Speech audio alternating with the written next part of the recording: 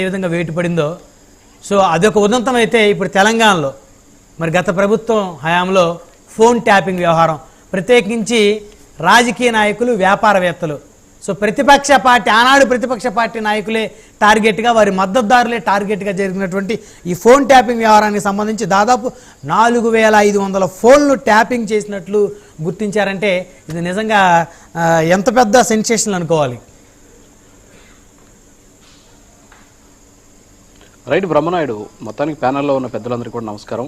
So ఇప్పుడు మనం మాట్లాడుతున్నాం తెలంగాణలో జరిగినటువంటి ఫోన్ ట్యాపింగ్కి సంబంధించినటువంటి అంశం ప్రస్తుతానికి సీరియస్ అవుతుంది. అంతేకాకుండా లుకౌట్ నోటీసులు జారీ చేసేటటువంటి పరిస్థితి కనిపిస్తుంది. కొంతమంది అధికారులు ఎవరైతే ఇప్పుడు అందుబాటులో లేరో వాళ్ళ మీద ఒక మీడియా సంస్థకి సంబంధించినటువంటి వ్యక్తి, అలాగే ఒక రిటైర్డ్ స్థాయి అధికారికి సంబంధించి ఇప్పటికే నోటీసులు లుకౌట్ నోటీసులు జారీ చేయబోతున్నారు. అయితే అసలు ఈ కేసుకి సంబంధించి ఇప్పటివరకు మనం మాట్లాడుకున్నారు, పెద్దలంతా కూడా చెప్పారు వాళ్ళకు ఉన్నటువంటి అనుభవ రీత్యా. సో వాస్తవంగా ఈ కేసుకు సంబంధించి ఎస్పెషల్లీ కేసుకు సంబంధించి గతం అంటే దాదాపుగా తేలిపోయింది. ఏంటంటే వాళ్ళు ఇచ్చినటువంటి వాంగ్మూలం ఇప్పటివరకు ఎవరైతే అరెస్ట్ అయ్యారో వాళ్ళు ఆల్రెడీ ఒప్పుకున్నారు వాళ్ళు చేసినటువంటి నేరాన్ని. అయితే ఇదంతా కూడా పై అధికారి చెప్పడం వల్ల చేశాం అంటే ఇది కామన్.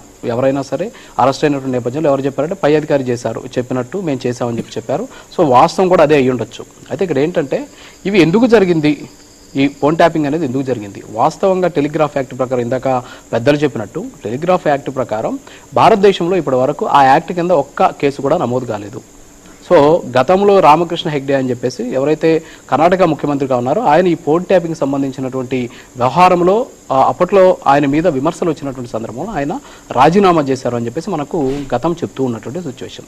అయితే ఈ కేసుకి సంబంధించి టెలిగ్రాఫ్ యాక్ట్ కింద ఒక ఐటీ యాక్ట్ ఉంది, టెలికమ్యూనికేషన్ యాక్ట్ ఉంది. సో ఈ యాక్ట్లన్నిటి కూడా తీసుకొచ్చి ఈరోజు టెలిగ్రాఫ్ యాక్ట్ కింద ఫస్ట్ కేసు ఈ తెలంగాణకు సంబంధించి ఏదైతే ఈ ఫోన్ ట్యాపింగ్ కేసులో పెట్టాలి అనేటటువంటి అంశాన్ని ఇప్పుడున్నటువంటి ప్రభుత్వం పరిశీలిస్తూ ఉన్నటువంటి సిచ్యువేషన్ ఉంది. గతంలో మనం చూసాం దుబ్బాక ఎన్నికల సందర్భంలో కూడా మేము ఈ ఫోన్ ట్యాపింగ్కి సంబంధించి చాలామంది వాళ్ళ సంభాషణ విన్నామని చెప్పారు.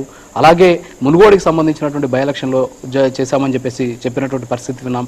మూడోది వచ్చేసి ఎస్పెషల్లీ ఏదైతే ఇటీవల జరిగినటువంటి సాధారణ ఎన్నికలు అంటే తెలంగాణకు సంబంధించినటువంటి అసెంబ్లీ ఎన్నికల్లో కూడా దీన్ని వినియోగించారు.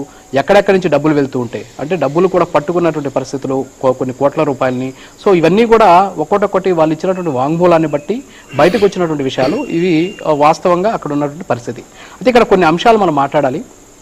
ఏంటంటే ఇప్పుడు అరెస్ట్ అయినటువంటి వాళ్ళలో దీంట్లో ప్రధాన పాత్ర పోషించినటువంటి వాళ్ళు ఎస్పెషల్లీ రిటైర్డ్ అయినటువంటి అధికారికి తీసుకొచ్చి ఈ ఇంటెలిజెన్స్కి సంబంధించినటువంటి విభాగంలో ఈ స్పెషల్ టీంను ఏర్పాటు చేయడం.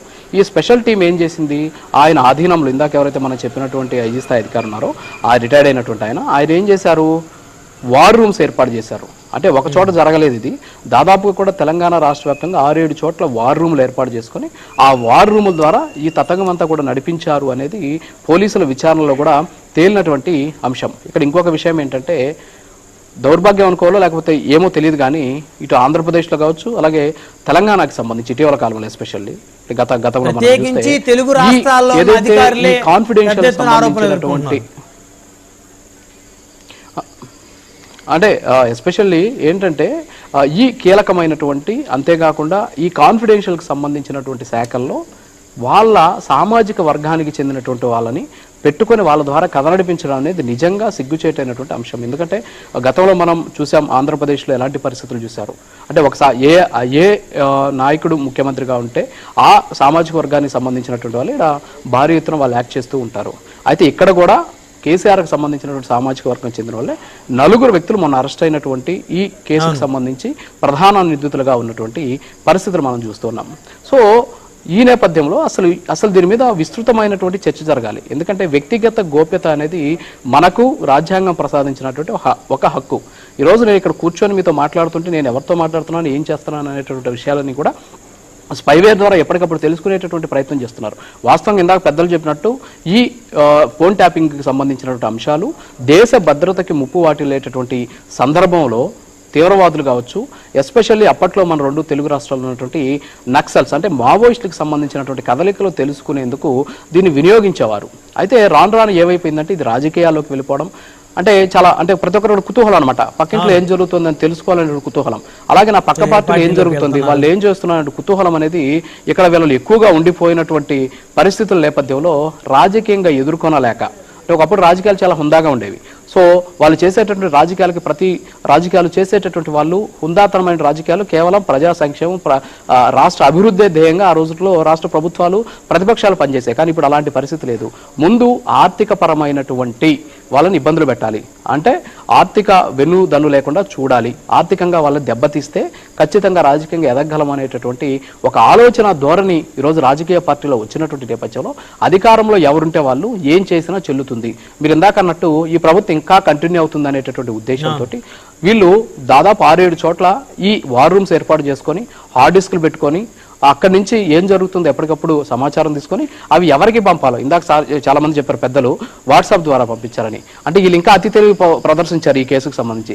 స్నాప్చాట్ ద్వారా పంపించినటువంటి పరిస్థితులు కూడా ఉన్నాయని చెప్పేసి ఈ కేసులో కొన్ని సంచలనమైనటువంటి విషయాలు వెలుగు చూసినటువంటి సిచ్యువేషన్. సో ఇదంతా కూడా దీన్ని బట్టి చూస్తుంటే ఏమవుతుంది అంటే వ్యవస్థల్లో పనిచేయాల్సినటువంటి ఏదైతే బ్యూరోక్రాట్స్ అంటామో లేకపోతే ఎగ్జిక్యూషన్ ఉన్నటువంటి ఈ వ్యవస్థలు ఏవైతున్నాయో ఈ వ్యవస్థలు శాసన వ్యవస్థకి అంటే రాజకీయ వ్యవస్థకి అనుసంధానం అయిపోయి రెండు కలిసిపోవడం కారణంగా ఇలాంటి పరిస్థితి తలెత్తుతున్నాయి. ఆంధ్రప్రదేశ్ లో కూడా ఇలాంటి సిచ్యువేషన్ చూసాం.